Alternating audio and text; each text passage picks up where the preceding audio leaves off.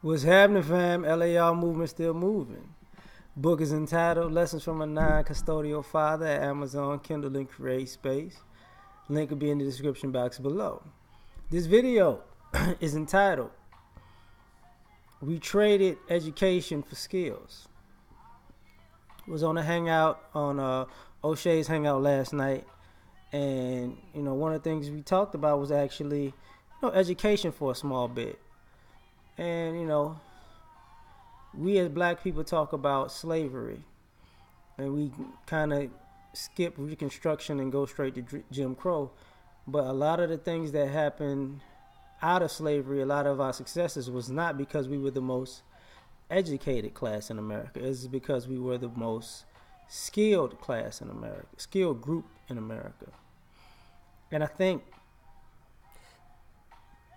we keep forgetting this because we talk about people wanting to build, right? And we're having these type of intellectual discussions, but intellectuals don't build because they're intellectual. They don't really roll up their sleeves and get their hands dirty. That's not what intellectuals do. So the people that you need to build are actually the blue collar type of people. These are the people who gonna farm land and actually lay foundation, like tear down, just tear everything down to the dirt and then build a foundation. You're gonna need architects, but you actually gonna need construction workers and stuff like that. To build and maintain, you're gonna need like plumbers, electricians. And when you think about it, even though we talk about a lot of people being in the STEM field, even a lot of people in the STEM field are people who will get degrees and they work indoors in comfortable conditions on computers. Like, we don't think about the people who do that. We need people who are hands-on. You know what I'm saying? Hands-on. And to some degree, we have to think about this because as educated as we have, as many educated people as we have in our group, we can't do simple things to maintain our possessions. So that, the most educated people are not cutting their own grass. The most educated people aren't having a farm in their backyards. The most educated people can't do the roof in their house. The most educated people can't put down a new floor or pull up the carpet and put new carpet in. And these things, are not that difficult to do. They're not that difficult to do, and we seem to forget that.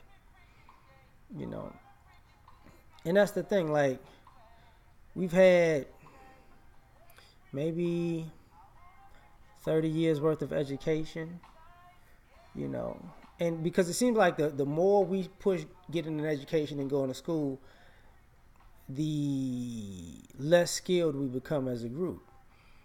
And some of our smartest and brightest people who were educated from Reconstruction to the Civil Rights Movement were actually intellectuals who actually had to do hard labor at some point or another. You know what I'm saying? So that's one of the major things. Like, they were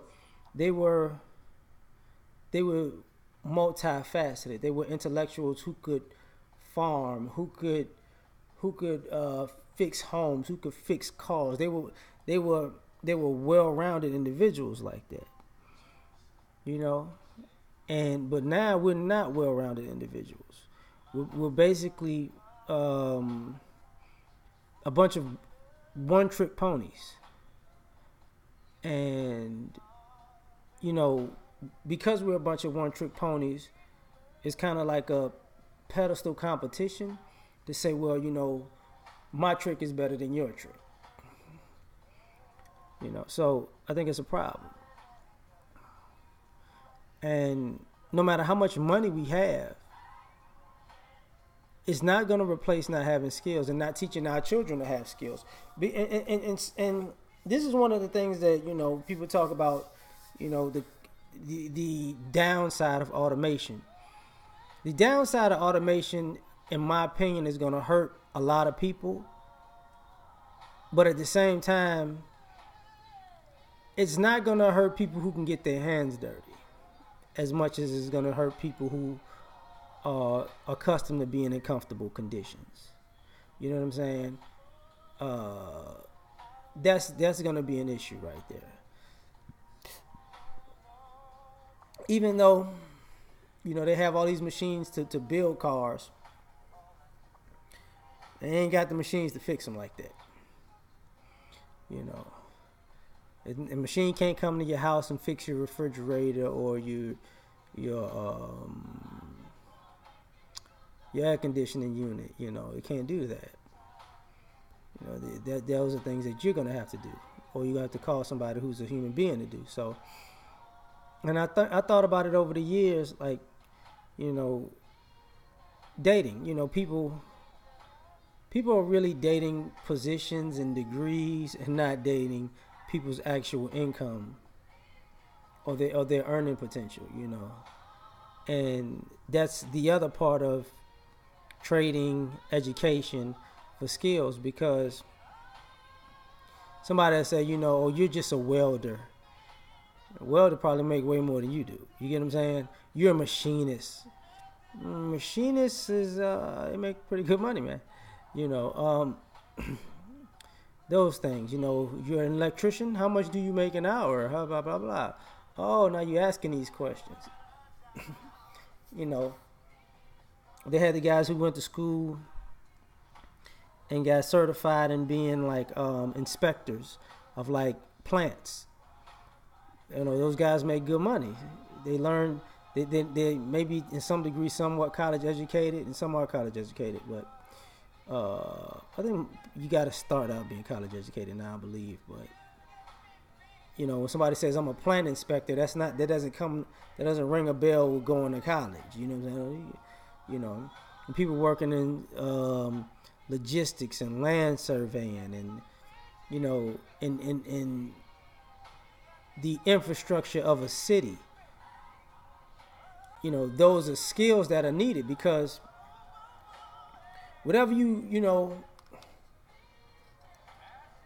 whatever you went to school for, how good is it if the power goes out?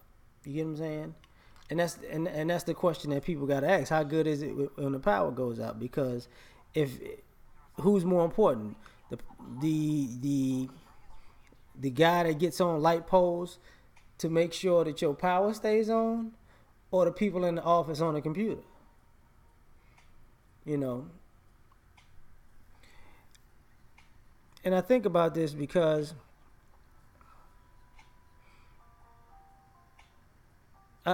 if we want to go anywhere, we're going to have to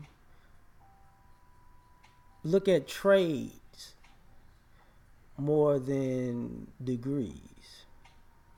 Because, you know, a skill can always make you money, whether you're working on a job or you're working on the side.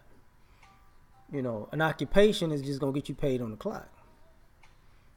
You know, if you work a job and, you know, you work your regular 9 to 5, but that's your day job. But if you are a painter, you know, when you get off work, that's a skill that people will hire you to paint. Hey, could you paint this? Could you paint that? Could you paint? Cool, you know. And a lot of the times, the things I'm saying, you know, people think about a lot of do-it-yourself stuff. These are things that you can do for yourself that can save you money or make you money with other people. But even more so than that, you come to find out, you know, it's not as hard as you thought. It's not as hard as you think, you know.